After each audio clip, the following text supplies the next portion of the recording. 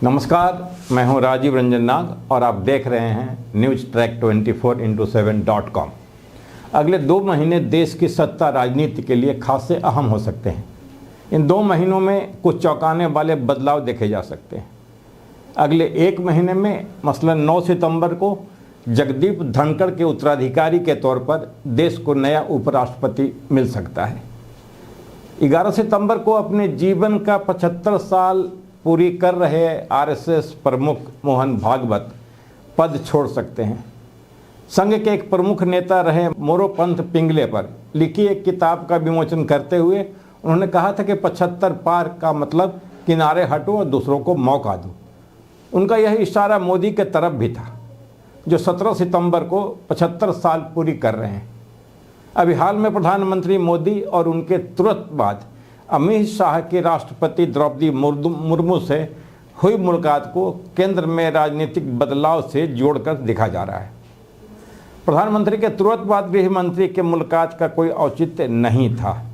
यही एक आश्चर्यजनक घटना थी, क्योंकि आमतौर पर ऐसा नहीं होता है। हालांकि इन मुलाकातों के बारे में राष्ट्रपति भवन और प्रधानमंत्री कार्यालय ने कोई खुलासा करने से परहेज किया है। आमतौर पर ऐसी मुलाकातों पर प्राइम मिनिस्टर ट्वीट कर जानकारी साझा करते हैं, लेकिन इस दफ़ा ऐसा नहीं हुआ।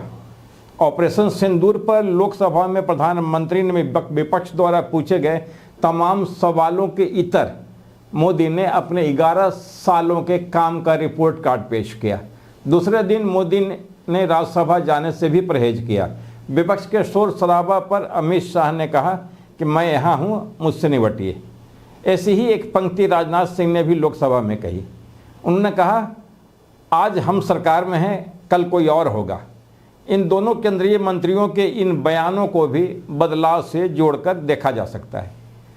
इसी उम्र का हवाला देकर मोदी ने 75 की उम्र में एल.के. आडवाणी, शांता कुमार, जसवंत सिंह, सुमित्रा महाजन, कारिया मुंडा, यशवंत सिन्हा और डॉक्टर मुरली मनोहर जोशी सरीखे पार्टी के पहली पंक्ति के नेताओं को 2019 के चुनाव में लोकसभा का टिकट नहीं दिया था। उन्हें मार्गदर्शक मंडल में डाल दिया गया था। पार्टी के सभी नेता अभी जीवित हैं। अब मोदी के पद से नहीं हटने की स्थिति में वे उन्हें निशाना बना सकते हैं, लेकिन अब यही नियम एक राजनीतिक पहेली बन गई है। जाहिर है, अगर भागवत ने उम्र का हवाला देकर सरसंघ चालक के पद से इस्तीफा दे देते हैं तो मोदी पर भी पद छोड़ने का दबाव बढ़ सकता है। संघ भी मोदी से मुक्ति चाहता है। यह कह सकते हैं कि पहले से ही मुश्किलों में घिरे मोदी को एनडीए के अलावा उपराष्ट्रपति पद उम्मीदवार का फैसला करते समय एक बड़ी चुनौती का सामना करना पड़ सकता है। जगदीप धनखड़ ने भाजपाई सत्ता के सामने खुद को एक अति वफादार के रूप में पेश किया था, लेकिन जिस तरह से उन्हें पद छोड़ना पड़ा वह एक रहस्य बना हुआ है। अगले उपराष्ट्रपति पर फैसला करते समय प्रधानमंत्री को संतुलन बनाना होगा। मोदी को यह कोई भी संवैधानिक अधिकारी पसंद नहीं है जो उनसे जरा भी ध्यान हटाने की कोशिश करे। उन्हें यह भी पसंद नहीं है कि जब उन्हें असुविधा हो तब भी वे नियम कानून का पालन करें। नरेंद्र मोदी के लिए संवैधानिक पदों की शोभा बढ़ाने वाले दिखावटी प्रतीक मात्र हैं। मोदी और केंद्रीय गृह मंत्री अमित शाह की शक्तिवान जोड़ी पिछले 14 महीने से भाजपा अध्यक्ष जेपी नड्डा का उत्तराधिकारी चुनने में नाकाम रही है, और यह महज एक संयोग नहीं है। अगले भाजपा अध्यक्ष के चयन में जितना ज़्यादा समय लग रहा है, उतना ही ज़्यादा यह संदेश जा रहा है कि मोदी शाह अंतिम अधिकारी नहीं है, जैसा कि अब तक होता आया था। भाजपा अपने घर में से ही किसी को उपराष्ट्रपति बनाने की सोच रही है। हाल में मोदी जेपी नड्डा से अचानक मिली वसुंधरा राजे सिंधिया एक नाम है जिन्हें धनखड़ के उत्तराधिकारी के तौर पर भी कयास लगाया जा रहा है।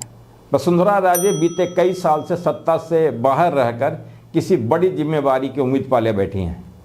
11 साल पहले प्रधानमंत्री बनने के बाद राजनीति में वे भले ही लोकप्रिय स्तर पर रहे हों, लेकिन पुलवामा हमले के बाद उनकी चमक फीकी पड़ी है।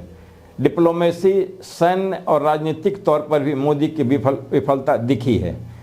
जिस अमेरिकी राष्ट्रपति डोनाल्ड ट्रंप को वह अपना फ्रंट फ्रेंड बता रहे थे, अब वो उन्हें बुरी तरह ललकार रहे हैं। जनरल मोदी को डिनर देना और इंटरनेशनल मॉनेटरी फंड से पैसा दिलवाना और उसके अलावा यूएनएससी में 180 देशों का समर्थन जुटाना, यह पाकिस्तान की सफलता थी जिस पर भारत कुछ नहीं कर सका। भारत की डिप्लोमेसी विफल साबित हुई। आज के वीडियो में बस इतना ही। इंडिपेंडेंट जर्नलिज्म को सपोर्ट कीजिए, इस चैनल को सब्सक्राइब कीजिए और शेयर कीजिए। शुक्रिया आपका।